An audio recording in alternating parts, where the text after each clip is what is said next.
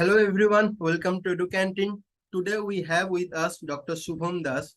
Subham Das just completed his PhD in statistics from University of Georgia, and right now he is working there as a data scientist. So welcome to us, Subham Das. Hi everyone. Yeah, nice to be on the show. So Subham, I want to ask that you stayed there around 5 years and you observed that education system of US, and before that you also observed you did a master's from Calcutta University. And you observed that Indian education system also. So what are the difference between these two? Like what are the good point from that US education system, like their library system, their education policies, and etc. So what are the good thing we can take from that from US? Yeah, it's such a big topic to talk about that. So see, everything has their own pros and cons. Yeah. I have to start somewhere. So I would let me just compare the higher education part, because if we go below, then it's a separate discussion. So even from the higher education part, if we compare the undergraduate degrees and then graduate degrees and then PhD program. So I already talked about the difference in PhD program. Yeah. Even from the undergraduate degree perspective, so inherently, the Indian style of syllabus and the degrees, it's way more theoretical. And I mean, it's fine. I think it's fine to know the theory as long as you know where to apply that. But I think what sometimes lacks is that you are solving multiple problems. You are doing a lot of maths. Definitely, it's great. You have a very basic understanding of things. You are building up on that, but you also need to understand where that might be useful in real life. So we don't focus much on that. Sometimes we do, sometimes we don't. But here in US, like there are multiple courses, and even with the theoretical courses, they still have at least one homework or one exam where you have to code and apply that to a real life data set, or like write a project, something like that. So even though you are doing I'm for example, I took a stochastic process course where it's how it's extremely theoretical. It's like almost math, but still we had to come up with a presentation where we had to show how real life how we can solve real life problems using stochastic process in a and the presentation was more like a non-mathematical way, like how we can explain it to anyone. So these are the things that we lack. So we focus on the theoretical side and we think, okay, maybe later on, whenever we need, we'll learn about how to apply these things. But that's that's that's something I don't think it's that good of idea, because when you're building all these knowledges from basic, um, then you need to also understand how it functions in real life. Then you are able to connect the dots. So you are taking 6 courses and you are thinking all 6 are individual areas in statistics and they probably function separately. You are doing multiple math problems and all that, but until you are like applying all these things to a real life problem, you don't understand how they are interconnected. When later on, I mean, anyone who is working in industry or in academia, whatever, when you start working, you understand that you can use multiple things, and it's not like one area and the other area. Everything is connected together. You later realize that when you start working. But that should be ingrained to students from a very early age, even from college and like university level. So that's a very stark difference between US and India.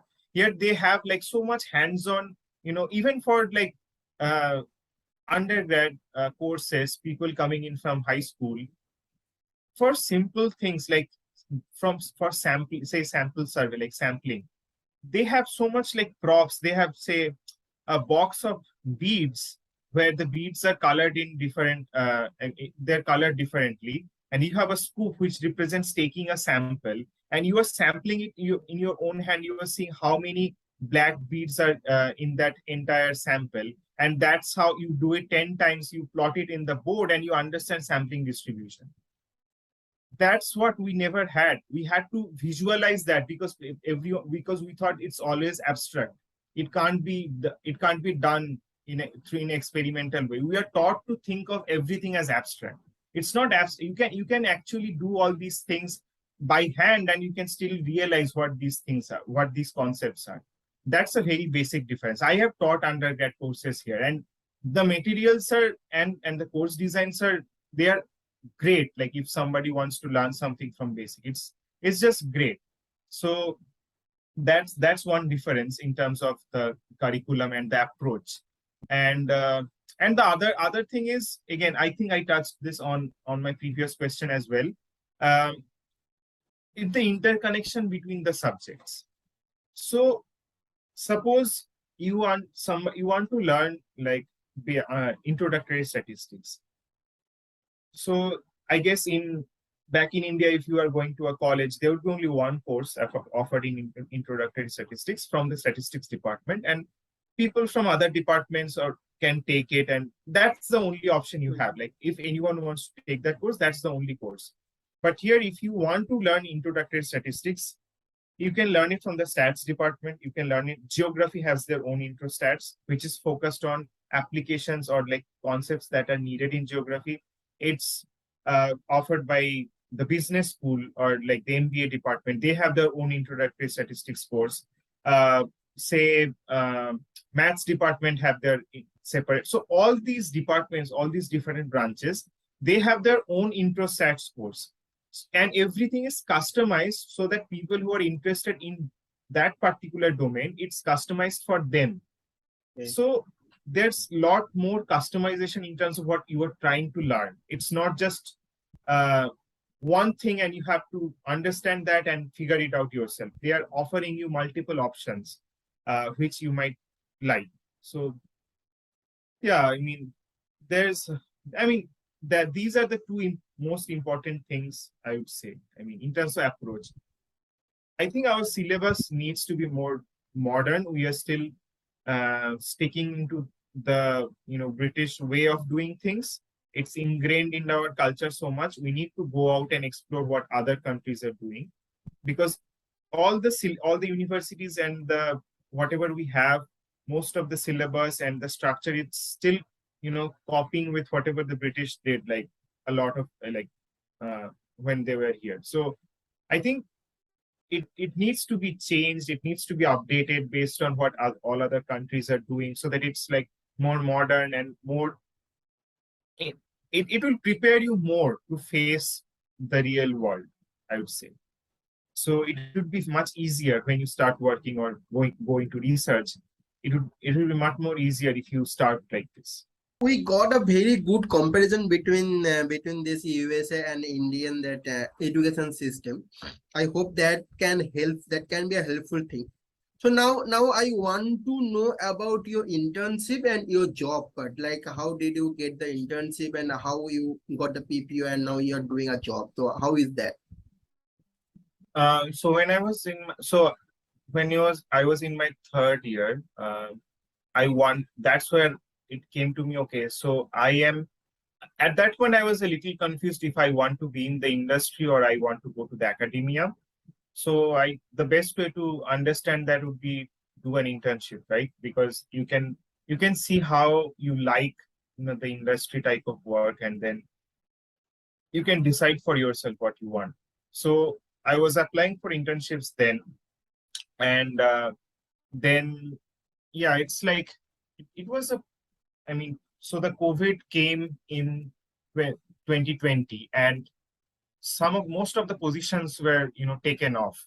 So I was trying for internship in 2020 summer, and then it didn't happen because I got a few interviews and most of the positions were like taken off. They sent emails like this position is no longer available. So it was a mess. So again, I tried for the next summer, like 2021 summer, and I got one. So I applied to multiple places without thinking much what it would. Mostly like data science oriented ones, not like data analyst ones. I tried mostly for data science related positions, internships, and like Travelers is it's one of the biggest insurance companies here, and then they are known for a good internship program. So um, so it started. I applied. It started with a phone interview with the HR, and then it went to two technical rounds, and then eventually I got it. Then in 2021 summer, I was working with them for 10 weeks. Um, and eventually, towards the end of the internship, they said to all the interns, "Oh, well, you know what? We are also hiring. We like to hire for full-time positions as well. So as interns, you are welcome to apply, and we will interview you." So that's the difference. So we applied, like a lot of the interns applied, and we got an interview again. It was just two tech. It was again like a 30-minute initial round, non-technical round, and then two technical rounds later on. One mostly coding oriented, and the other one, topic oriented. And then the interview was done, and then few months later, I received an email that congratulations, we have decided to offer you the full-time position based on your performance and interview. So see, internship is basically a long-term interview. So it's like 10 week you are under the radar. They are observing you for 10 weeks, seeing what you are doing and how you are talking with everyone, how you are doing your job. Everything you do for 10 weeks, it's observed by them, and also the interview. Eventually, based on both of that, they decide to hire you, and they think, okay, this person could be a good fit in our company for next few years or long term. So that's how it happens. And one thing I would mention in that regard, so I have only one job interview experience back in India. When after masters, I got one job, and that's the only experience I have. But I have whatever idea I have. I think here the technical rounds are definitely important, but they put a lot of effort in behavioral questions. So you have to go through the behavioral rounds first, and then the technical rounds, which I think a little bit different, because from my interview experience in India, people focus on technicalities more than behavioral things. But here the behavioral questions are a very important part. And then you eventually, because I think that their mindset here is that, okay, so you're giving us the CV, resume, you have all these degrees. So we know that you have studied all this, right? You should have expertise on these subjects, and you might know coding and all that. We will just check some basics later, but we want to know what kind of person you are, and if you bring something good to our workplace, or you are bringing something bad to our workplace. That's a very important part of the hiring process in the US, which I have seen firsthand.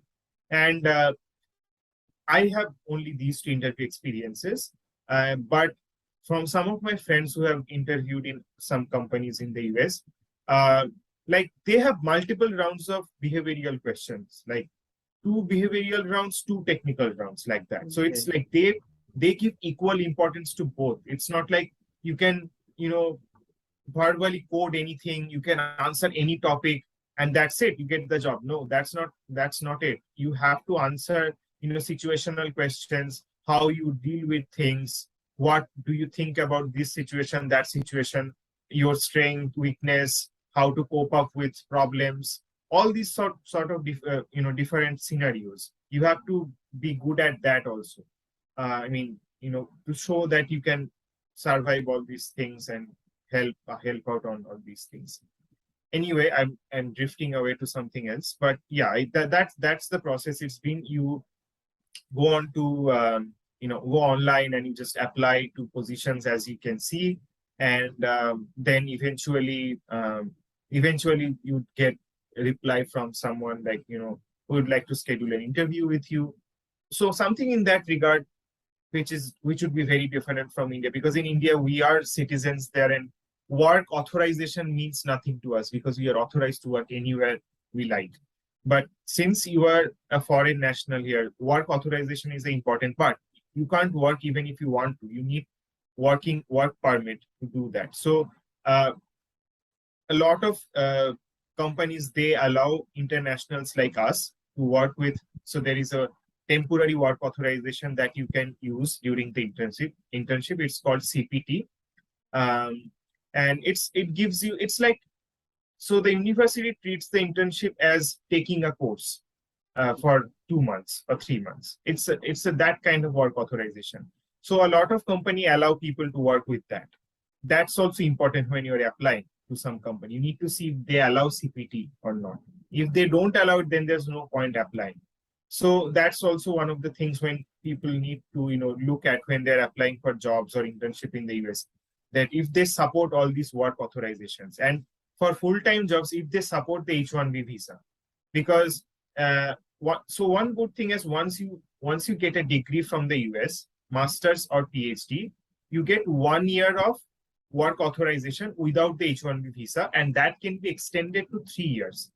So I think for masters it can be 2 years, and for PhDs it can be extended to 3 years. So basically, even without an H-1B, you can still work for 3 years full time without any problem, just because you are getting a degree in the US. So, but eventually after that, if someone plans to stay, they need the H-1B visa, otherwise they can't work. So when you are applying, you need to know if your company will be able to sponsor your visa or not. So when you are applying initially to job positions, usually it's written that if they are sponsoring or not. So that's what you have to keep in mind when you apply. Okay. Okay. So we got a fair idea, and we covered almost everything, PhD to job. So to wrap this session, your final tips and your final experience. So I had a great experience overall in terms of the research. My advisor was a great person, and I had really enjoyed working with him and finally wrapping up the PhD. And also in the meantime, I like to travel a lot. So I travel as much as I can in the past 5 years. So it's, when you're growing up and then all these geography textbooks have all these unique places that, unique geographical phenomena that you have to write about, read about in school. And then you are so close to them. You are in a continent that has a lot of them. So it's definitely recommended to go out and, visit those places and get those experiences. It's not about all study. It's about a balance between both. Don't get overworked. That would be my opinion. Don't get overworked. Definitely, work is important, but also at the same time, these would be your lifetime experiences. Visiting the Grand Canyon, visiting the Niagara Falls, this would be something that would stay with you for the rest of your life, along with your PhD. So to me, I think we need a balance. Once you are here, don't just stay at home, go to university, don't mingle with others. That's not the way of life. You are here, it's a different country, different culture, different kind of people. Go out with them, make friends from different nationalities, and try their food, and invite them over to taste authentic Indian food. Like, let them know about your culture, and the cultural assimilation is very important things. So the tendency, I have seen this tendency in people, that even after coming here, people try to try to find only Indian friends, and just stay in a small portion. They don't go out, experience the culture, experience the other things that the country has to offer. Don't travel much. It's like staying in one place, just studying and just doing nothing. Like, that's not how it should be.